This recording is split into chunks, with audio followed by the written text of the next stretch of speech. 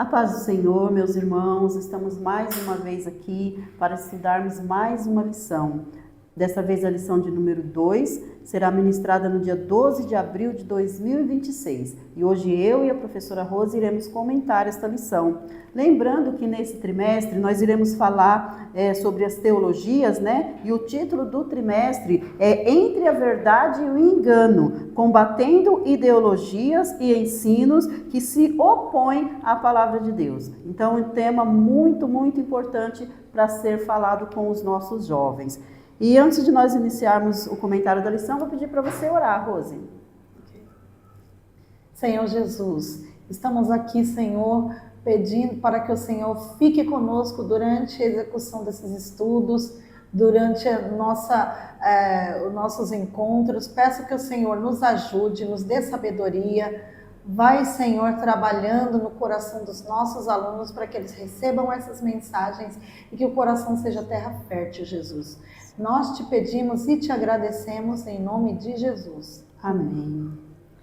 Bom, o nosso texto principal, ele está em 2 Coríntios 10 e 5, e ele diz assim: destruindo os conselhos e toda a altivez que se levanta contra o conhecimento de Deus e levando cativo todo entendimento à obediência de Cristo. E o resumo da lição diz que a resposta bíblica está na fidelidade ao Evangelho, que promove a transformação genuína pela graça de Deus, não por revolução ideológica. Vou pedir para você ler para nós os objetivos, Rose, pode ser? Ok. Nossos objetivos são apresentar os fundamentos do materialismo histórico, explicar a visão bíblica da história e do ser humano e conscientizar a respeito das consequências práticas e espirituais dessa teologia. Amém. Então é uma lição muito importante, né? Como nós temos falado, falar sobre esse materialismo. E o comentarista, ele deixa aqui algumas perguntas bem interessantes para a gente já começar perguntando para a sala, já começar mexendo com a sala, né, na orientação pedagógica. Ele faz aqui algumas perguntas que diz assim: você acha que a injustiça do mundo é causada só por dinheiro e política? Como você vê a ação de Deus na história? Você já ouviu ideias parecidas com a do materialismo histórico na escola, filmes ou redes sociais? Como podemos praticar a solidariedade cristã sem cair em ideologia? Então, são perguntas que nós podemos fazer porque essas perguntas, na verdade, são perguntas que muitas vezes eles mesmos passam, né, recebem essas perguntas nas faculdades, nas escolas, não é? Então é bom eles estarem preparados para responder esse tipo de pergunta. E esse assunto sobre o materialismo é muito difícil, né? Porque de acordo com essas ideologias, da mesma forma que a gente comentou na lição passada, eles excluem Deus da história da humanidade, excluem Deus do centro, não é? E esse que é o grande perigo. Bom, eu vou ler aqui algumas partes da nossa introdução. Fala assim, nessa lição estudaremos a respeito de uma teoria muito influente no mundo moderno, o materialismo histórico, proposto por Karl Marx e Friedrich Engels, né? Esses dois nomes, eles são muito falados nas escolas, nas faculdades, em trabalhos acadêmicos, principalmente quem estuda história, pedagogia, né, sociologia, políticas. Então, esses dois são muito comentados. E o que as ideias desses dois filósofos, o que eles buscam? Busca interpretar toda a história da humanidade com base nas relações materiais, principalmente as econômicas e de produção e nos conflitos entre classes sociais. Neste caso, a história é, antes de tudo, a história da produção material. Então, nós vemos que tudo se volta para o lado material, né? essa visão entra em conflito com a fé cristã, porque exclui qualquer referência de dimensão espiritual, a revelação divina ou a providência de Deus, e defende que são as estruturas econômicas que moldam a sociedade e o comportamento humano. Em outras palavras, de acordo com as ideias desses filósofos, Rose, a humanidade chegou onde chegou devido ao quê? Devido a essa luta de classe, essa desigualdade social. Quando nós sabemos que o problema da humanidade não é a desigualdade social, é claro que isso influi, né? Mas o problema é o quê? É o pecado que entrou no mundo, né? Aqui no primeiro ponto, que vamos falar sobre os fundamentos do materialismo histórico, ele começa falando sobre essa questão dessa luta de classes. Essa luta de classe é uma ideia totalmente marxista, não é? E até se vocês quiserem, né, explicar na sala quem foi esse Karl Marx, né, vocês podem pesquisar, mas o Marx foi um alemão que ele era filósofo, era sociólogo, ele era economista e ele desenvolveu essa teoria do materialismo. Foi o que você falou na lição anterior, Rose, sobre os pensamentos, como surgem as teologias, né? E o Marx examinando, né, pensando, fazendo uma análise sobre essa desigualdade mesmo de classe que há. E aí ele desenvolveu isso. Por quê? O que ele defende? Que há uma desigualdade social, que realmente há, né? E essa desigualdade social, onde o trabalhador, ele trabalha, dá todo o seu talento, todo o seu tempo, todo o seu sangue até, e em troca, ele não recebe muito. Primeiro, ele já recebe o salário, nem sempre é compatível com aquilo que ele entrega. Além disso, esse trabalhador, na maioria das vezes, não tem acesso às coisas básicas, como alimentação, educação, a questão da saúde. Eles não têm acesso como essa classe superior tem. Então, é aí que começa essa desigualdade. Nessa primeira parte aqui dessa luta de classe, no meio do ponto ele fala assim, segundo essa visão, as estruturas sociais, políticas e culturais existem para manter a dominação de uma classe sobre a outra. Então, é uma classe superior dominando a classe inferior, de acordo com eles.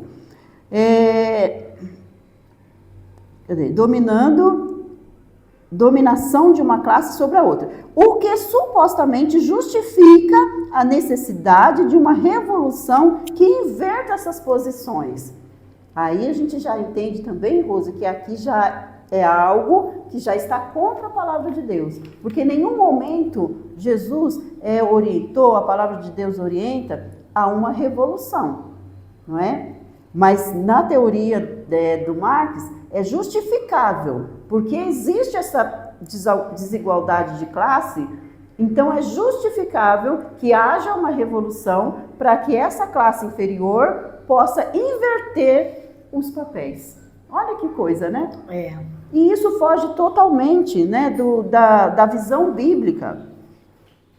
Então, a história então, seria esse ciclo de conflitos materiais. Então, tudo se volta para o material. Todos os acontecimentos do mundo, todas as dificuldades, o sofrimento, as mazelas, tudo está relacionado no lado material.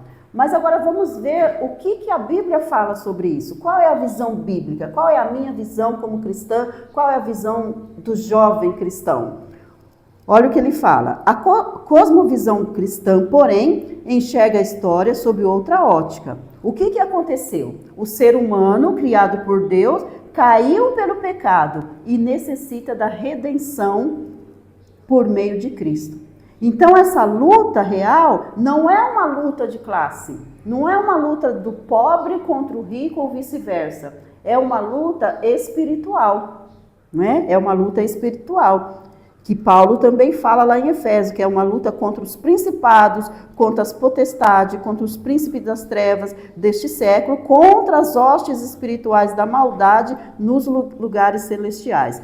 O foco exclusivo no conflito de classes obscurece a necessidade de regeneração. Então, de acordo com a teoria marxista, primeiro que a teoria já é uma teoria ateísta, né? Ele não exclui Deus totalmente da história.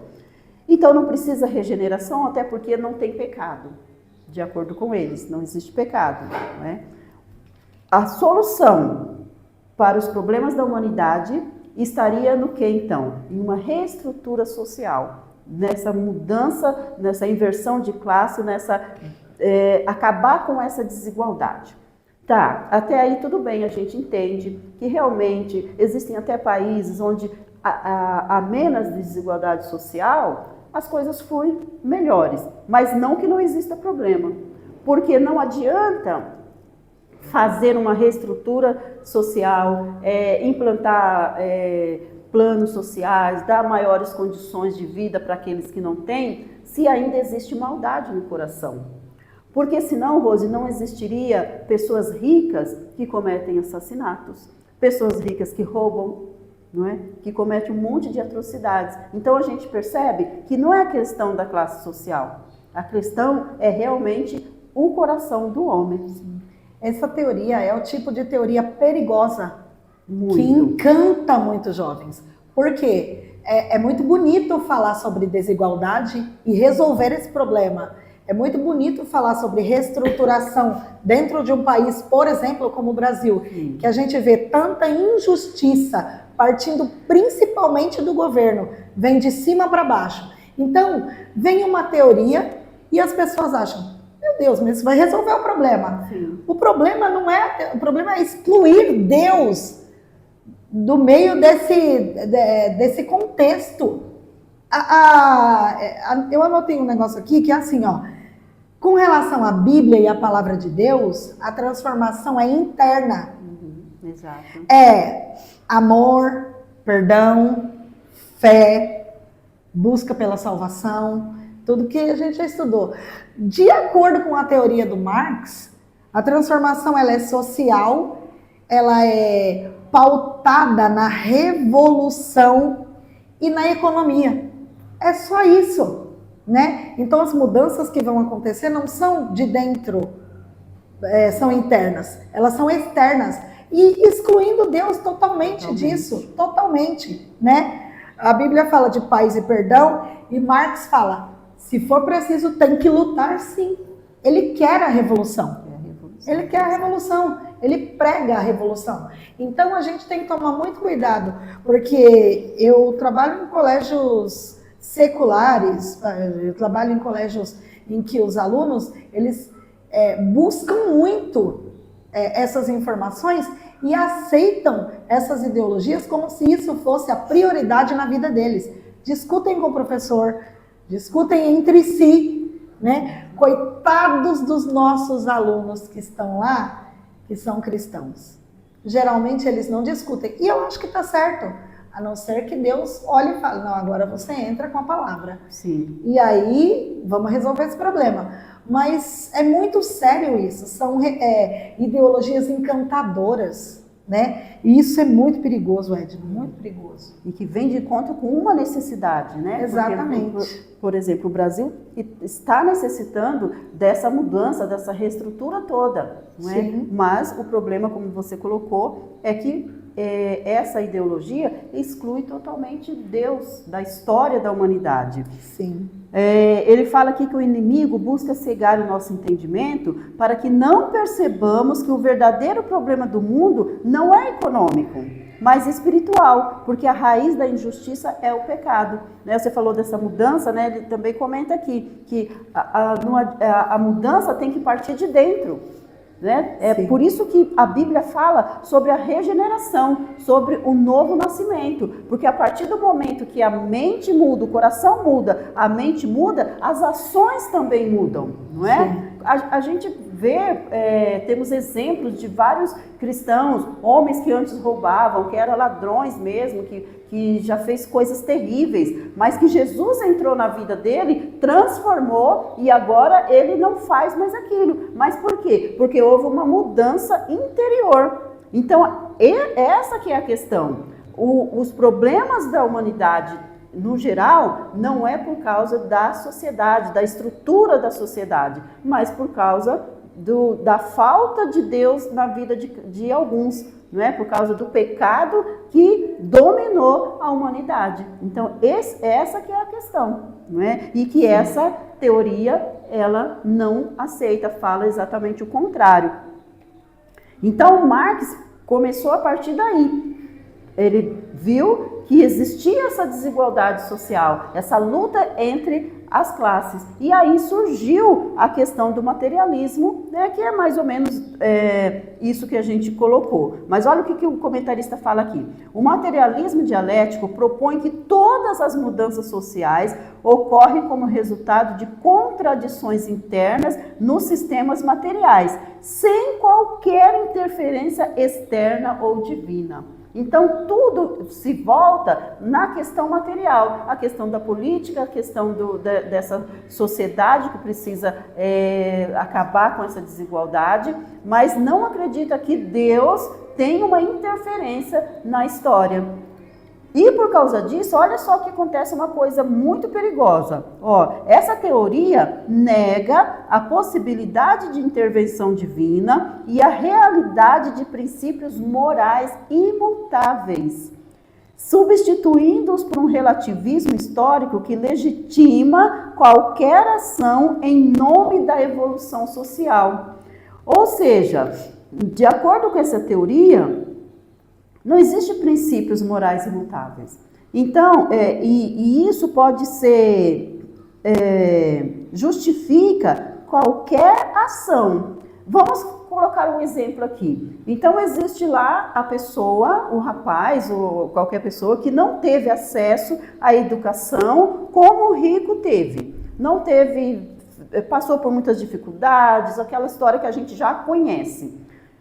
Então, nesse caso, de acordo com a teoria deles, é justificável que esse rapaz, ou essa pessoa, faça, por exemplo, um roubo. Por quê? Ele não teve condição, coitado. Ele não teve condição, faltou acesso à educação, acesso a tantas coisas, como a outra pessoa de uma classe superior tem. Então, nesse caso, como eles não negam essa realidade dos princípios morais, então é justificável que aquele rapaz vai lá, Rose, e assalte alguém, e roube o celular, e roube qualquer outra coisa. Por quê? Porque ele passou por uma dificuldade, então ele não tem o mesmo acesso que o outro tem. Olha como é difícil isso. E perigoso. Perigoso, né? E muitos, né, acabam aderindo a essa ideologia. Mas para nós cristãos isso é inaceitável, pois a história é dirigida por um Deus soberano que estabelece limites morais e julga as ações humanas com justiça.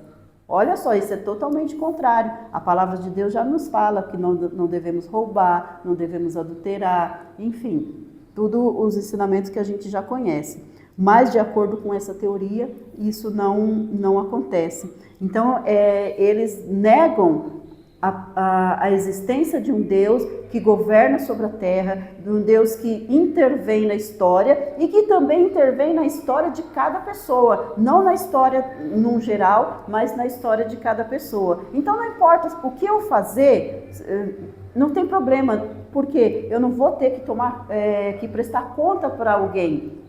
Não é? De acordo com essa teoria. Então eu posso roubar, eu posso matar, eu posso adulterar, eu posso viver a minha vida do jeito que eu quiser. Por quê? Não tem um Deus que intervém na minha história, não é?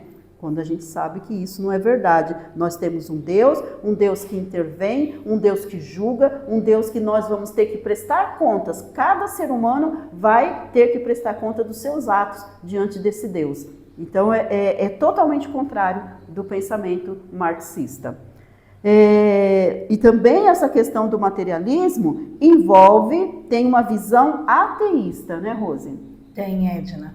tem sim, e é declarada, né? Nesse caso aqui, é pior ainda para o cristão que acredita nessa ideologia, porque o Marx, ele é declaradamente hostil à palavra de Deus, né? Ele tem uma frase muito famosa que diz que a religião é o ópio do povo.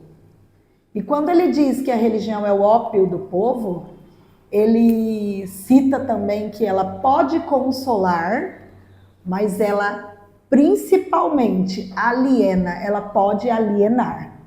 Então ele pega o pressuposto de que a religião é uma manobra para que o povo seja acalmado, consolado, para que o povo aceite o subjugamento, né? Então ele introduz essa ideia e diz que Deus não é importante, né? O importante é a economia, o importante é a revolução, o importante é uma sociedade. Ele nem fala sobre sociedade autogerida, né? Isso é mais anarquista, né? Mas ele fala que Deus não precisa estar na história. Deus é só um problema. Olha o que ele fala. Ele fala que Deus é um problema para o povo, porque o povo vai ficar ali sendo consolado, aceitando as migalhas que o governo dá, que a burguesia dá, e isso é uma alienação. Ele fala que o povo que crê em Deus, ele é assim, né? A palavra ópio no dicionário diz que é algo que acalma, distrai e faz esquecer a realidade, né? Faz as pessoas aceitarem o problema sem questionar o problema. E ele diz que isso é prejudicial. Mas a gente sabe que Deus, o comentarista diz aqui, ó, é o Criador, sustentador, Senhor da história. E ele ainda pede, ó, nunca se envergonhe da sua fé. Nossa esperança não está em revoluções humanas, mas na cruz de Cristo que nos salvou e nos deu uma nova vida, né? Ele diz que Deus é só uma invenção humana, Edna. É uma invenção humana. Alguém viu a revolução acontecendo, as injustiças acontecendo, criaram um Deus para que esse povo subjugado se contentasse, né? Fosse consolado. Então, o Marx, ele é declaradamente contra Cristo. Contra Cristo, né? Não seria o anticristo porque ele está morto, mas ele é contra Cristo. E outra coisa, a visão dele é totalmente materialista. Totalmente. Aí Jesus vem e fala assim, buscar primeiro o reino de Deus. Aí acaba com o Marx. Né? Acabou com o Marx, acabou com a ideologia do Marx. É verdade. Então, por isso que ele é totalmente contra Cristo, né? Não acredita em nada mesmo e não aceita, né? Sim. Porque o Senhor fala das coisas eternas, das coisas do céu, e ele não acredita em nada disso. Bom, o nosso segundo ponto fala sobre a visão bíblica da história do ser humano. Então, nós vimos o pensamento marxista, que na visão dele, Deus não existe, Deus não intervém na história, tudo se resume do lado material. Agora vamos ver a visão bíblica da história e do ser humano. Primeiro, nós vamos entender, nós já sabemos, né? E vamos entender mais ainda sobre a soberania de Deus. Nós sabemos que Deus, ele é um Deus soberano, um Deus que sempre existiu. A Bíblia diz, o salmista, que de eternidade a eternidade, tu és Deus. Então nós sabemos que Deus, ele é soberano e ele está sobre todas as coisas, sobre todas as pessoas. No decorrer da história, nós vemos Deus agindo na história. Deus levantando reinos, Deus abatendo reinos, Deus colocando reis no trono, Deus tirando reis do trono. Por quê? Porque é Ele que governa esse mundo, é Ele que governa a história da humanidade, não é? Então Deus, ele é soberano. Aqui o comentarista coloca assim: a narrativa bíblica afirma com clareza que Deus é soberano sobre todas as nações, povos e tempos. Paulo declara que Deus estabeleceu os tempos previamente ordenados e os limites da habitação dos homens. Isso significa que a história não é resultado do acaso, nem de forças impessoais, mas está sob a direção sábia e justa do Senhor. Ele levanta reis e os abate, tudo conforme seus desígnios eternos. O mundo está num momento crítico, não é? E muitas pessoas questionam, muitas pessoas afirmam que Deus perdeu o controle. Mas nós sabemos que isso não é verdade. A própria história, ela nos garante isso. Não só a palavra de Deus nos garante, mas a história também nos garante, Rose. Nós vemos pela história tantos acontecimentos que as pessoas pensavam, agora acabou, agora é o fim. Mas de repente veio uma solução. Por quê? Porque existe um Deus que está governando a história da humanidade, um Deus que está governando sobre tudo. E tudo acontece de acordo com a sua vontade. Como ele coloca aqui, ó, tudo conforme seus desígnios eternos. Então Deus, ele tem um plano, ele não perdeu o domínio, ele é soberano. Essa soberania contrasta diretamente com o determinismo econômico do materialismo histórico que nega o envolvimento divino. Então, enquanto o materialismo nega que existe um Deus, que Deus não se envolve com a humanidade, que tudo se baseia no material, no econômico, Deus está governando, Deus está trabalhando na história dos homens. 1 Timóteo interpreta os eventos com base apenas nas estruturas sociais. Eu vou reler aqui. Essa soberania contrasta diretamente com o determinismo econômico do materialismo histórico, que nega o envolvimento divino e interpreta os eventos com base apenas nas estruturas sociais. Foi o que nós vimos no ponto anterior sobre essa teologia do Marx. O cristão, no entanto, crê que Deus está ativamente presente no mundo. Isso aqui é muito importante, professor, a gente colocar na sala de aula e fazer até essa pergunta. Se os jovens acreditam realmente que Deus está ativamente presente no mundo. Porque ativamente é uma coisa que não está parada. Porque às vezes alguém pode olhar e pensar, Deus está lá em cima, Deus não está nem aí. Como muitas pessoas não só pensam como falam. Né? Deus não está nem aí para esse acontecimento, Deus não está nem aí para isso. Não, Deus está agindo ativamente. Jesus falou, o meu pai trabalha até hoje e eu trabalho também. Olha que versículo interessante, né? Então, Deus, ele não descansa, ele está agindo ativamente. O mundo pode não perceber isso, os homens podem não perceber, mas nós como cristãos, nós precisamos ter essa convicção, nós precisamos ter essa certeza que tudo está no controle do Senhor. Creia que Deus não está distante. Né? O Deus não está distante, às vezes até mesmo dentro da sala de aula tem alguém que pode pensar, né? Algum jovem que pode pensar diante da situação do mundo, da situação dele mesmo, ele pode pensar que Deus está distante, mas Deus não está distante. Se esse Deus, ele se preocupa com a história do mundo no geral, ele domina e escreve a história, ele não vai se preocupar com cada um de nós individualmente. Então deixa isso claro na sua sala, professor, que Deus, ele está agindo ativamente no mundo, mas também está agindo na vida de cada um dos seus alunos. A história do mundo caminha para um desfecho glorioso, a volta de Cristo e o estabelecimento do seu reino eterno. Nós estamos vendo aí o que está acontecendo no Oriente Médio, as guerras, né? Guerras para todo lado, né? Mas isso é um desfecho que Deus já tem determinado, já está no controle dele. E esse desfecho está caminhando para quê? Para a volta de Cristo. Né? Então a gente precisa deixar isso bem claro, o jovem precisa ter isso bem claro na sua mente. Bom, mas você quer comentar alguma coisa aqui, Rose? Não, eu acho que está bem comentado, Edna. Então, se quiser comentar já o 2 e o 3? Tá. Sobre a dignidade e livre-arbítrio, a gente vai encontrar aqui mais uma dualidade, Edna, mais um contraste. Primeiro que o ser humano, ele foi criado à imagem e semelhança de Deus, e ao ser humano foi dado o dom, né? Você vai poder escolher. É o livre-arbítrio.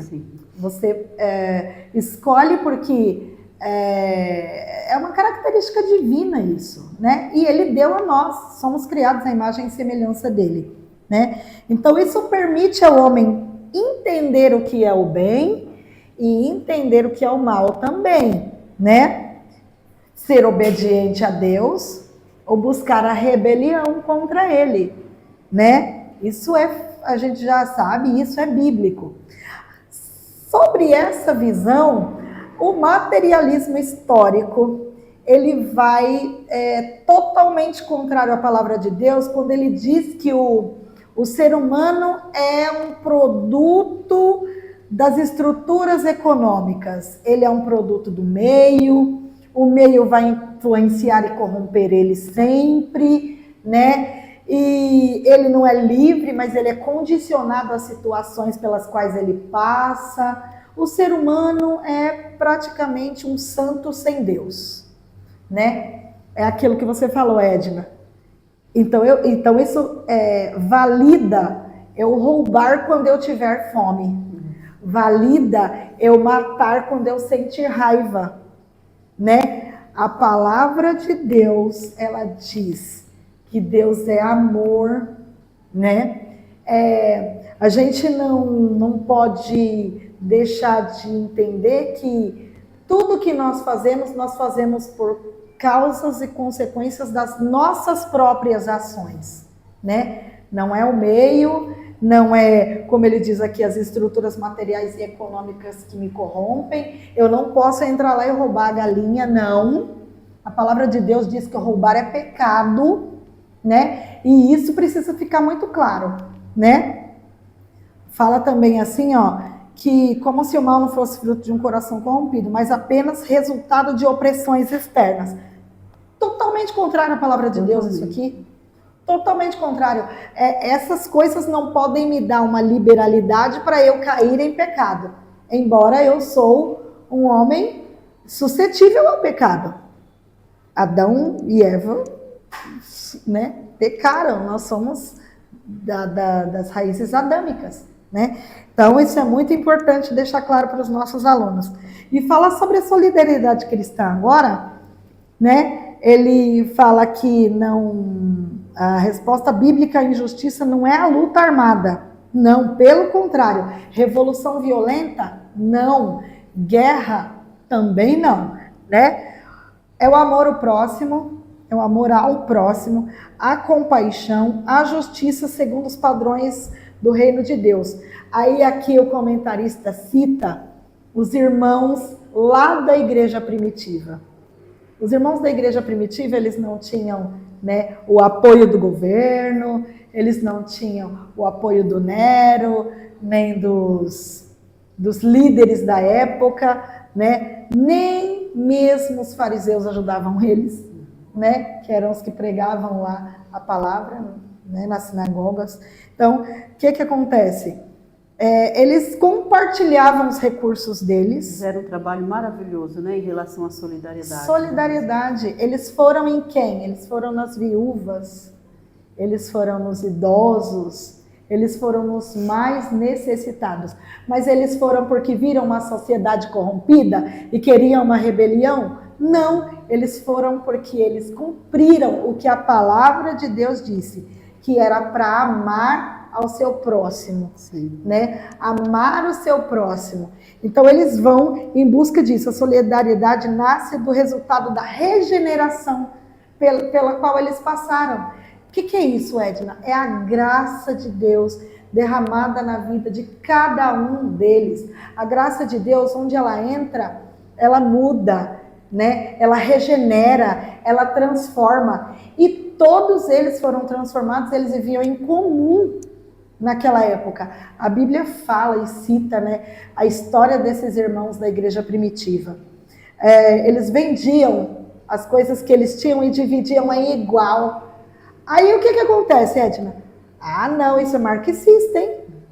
Isso é marxista. Não é, né? Por isso que é um perigo a ideia marxista. Porque ela prega essa divisão, mas ela prega tirando Deus. E isso é o problema, né? Isso é um exemplo da justiça bíblica, é o fruto da graça e não da luta de classes. Busca com reconciliação, não revanche. O mundo precisa ver o amor de Deus em ação através de nós, né? E aí ele dá o conselho aqui, que a nossa justiça venha do coração regenerado, transformado pelo Espírito Santo, e não pela imposição ideológica, né? Se eu sou cristão, se eu sou coberto pela graça, eu preciso gerar frutos. É verdade, né? Quer dizer, fazer isso por amor ao Senhor, por obediência ao mandamento do Senhor. Não é? Sim. Não porque alguém impôs, uma ideologia impôs, que é uma fala até bonita, não é? Muito. Cuidar do próximo e tal. Mas se cuidar do próximo sem colocar Deus, não tem valor. Bom, estamos indo para o final. O nosso último ponto fala sobre as consequências práticas e espirituais desta teoria. Então, esse materialismo, essa teologia do materialismo, ele tem consequências. Então, vamos ver aqui essas consequências. A primeira consequência é a perseguição religiosa. Isso nós temos visto claramente, irmãos, claramente. A história moderna oferece inúmeros exemplos dos perigos do materialismo histórico quando aplicado ao governo. Né? Nós sabemos que existem governos que são totalmente autoritários, que não aceitam o evangelho, que as portas do país é totalmente fechada para o evangelho. Para que o evangelho entre nesse país, precisa ser uma dinâmica muito grande, não é? E aqueles que conseguem levar o evangelho até determinados países correm até mesmo o risco de perder a sua vida, não é? Sim. E a gente tem visto isso, cristãos morrendo diariamente em alguns países. Por quê? Porque o governo não aceita.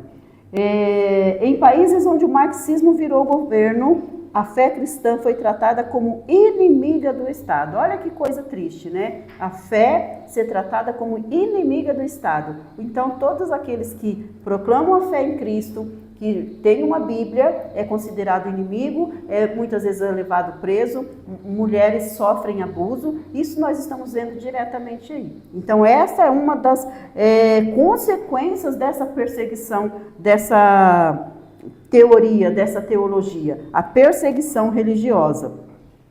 Esses regimes trataram a fé cristã como ameaça ao Estado justamente porque ela prega uma autoridade superior à ideologia do partido. Então, todos aqueles que se levantam contra a ideologia do país, então é considerado inimigo. Me lembrei aqui agora de Daniel e dos seus amigos na Babilônia. Daniel sofreu esse tipo, né, de perseguição. Os próprios amigos deles também sofreram esse tipo de perseguição, não é? E hoje continua acontecendo essa perseguição.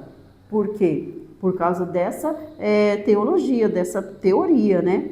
O cristão que se recusa a adorar o Estado ou abraçar o ateísmo oficial torna-se alvo de perseguição. Foi o que aconteceu com Sadraque, Mesaque e Abednego, né? Eles precisavam se dobrar diante daquela estátua do rei, mas eles preferiram perder a sua vida, não é? Do que se dobrar, porque eles acreditavam, eles tinham convicção. Os nossos jovens muitas vezes vão ser desafiados a coisas, a situações difíceis nesse mundo, mas eles precisam manter a mesma integridade, né? A mesma fé, a mesma convicção daqueles jovens, né? Que preferiram perder a sua vida do que adorar a estátua de um rei, né? De um rei, porque eles adoravam o rei superior, o rei dos reis, né?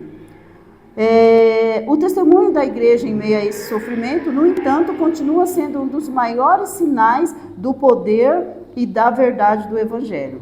Então, nós ainda vamos falar um pouquinho mais sobre essa questão do testemunho da igreja, mas nesse primeiro momento, nós entendermos que uma das consequências em relação a essa teologia é essa perseguição religiosa. Mas também tem o fracasso utópico, né, Rose? O que seria isso? Isso mesmo, Edna. O que é utópico é o que fica só no campo das ideias, né? Ele não é praticado. Isso é claro, né? A ideia dessa teologia, não, a gente costuma falar teologia, né? Dessa ideologia, ela é totalmente fracassada. Ela funciona muito bem no campo das ideias, né? Mas quando ela vai para a prática, ela não funciona. Não tem como funcionar, né? E aí fala que esse materialismo histórico promete uma sociedade utópica, ou seja, não existe. É uma cidade, é um país de contos de fadas, né? Sem classe, sem desigualdade, com justiça plena. Só que, é que nem você falou, o ponto que você leu, ele é completado aqui, né? Com esse problema, o sofrimento aumenta, as injustiças aumentam, né? Não tem justiça plena. O resultado são governos autoritários, concentração de poder, pobreza generalizada, né? O que dizer aí de uma Venezuela, a perda de liberdades fundamentais, né? E essa utopia prometida se tornou pesadelo para milhões de pessoas, principalmente cristãos, vivendo dentro desses países com com esse materialismo, né? Histórico. Você falou das ditaduras. Isso é típico de países com esse materialismo histórico. Você falou aí da Venezuela, a própria Cuba, né? Fidel Castro Sim. Era marxista. Sim, né? Isso é um problema. O que aconteceu, né? Porque a ideia do médico ganhar o mesmo tanto que o coveiro não faz sentido, né? Em algumas situações não fazem sentido. Seria muito bom se todo mundo conseguisse viver igualmente, né? Esse mundo tão esperado, né, vai acontecer quando Jesus for o governo. Exatamente. Lá no milênio, quando Jesus vier instaurar o governo dele, a justiça vai prevalecer. Aí sim a gente pode, pautado na palavra de Deus, dizer a justiça. Enquanto isso não acontecer, todas essas teorias caem por terra, elas não têm respaldo bíblico nenhum, né? Não tem respaldo bíblico. As raízes dessas injustiças estão no pecado e não na sociedade. Não na sociedade também, né? Porque a sociedade é formada por seres humanos e eles estão suscetíveis a esse pecado. Mas não é por conta de um governo, não é por conta de uma estrutura social, não. É porque o ser humano, ele é vindo da queda de Adão e Eva. Então, isso vai acontecer, né? Mas ele diz que só o Evangelho de Jesus pode verdadeiramente transformar, né? Exatamente. Bom, nós estamos indo para o final já, né, Rose? E eu vou finalizar aqui com o último ponto, mas eu nem vou ler nenhuma parte, só incentivar a nós mesmos, você, professor, a incentivar os seus alunos que o testemunho da igreja é fundamental diante de todas essas ideologias. A igreja tem que manter a sua posição. A igreja é luz, a igreja é sal da terra e nós não podemos perder a nossa essência. Nós vamos combater essas ideologias como? Mantendo a nossa posição de cristão, sendo a luz da terra, sendo o sal da terra, conforme Jesus nos orientou. Que Deus abençoe a sua vida, abençoe a sua aula, que você continue sendo um instrumento de bênção na vida dos seus alunos. Amém. Amém.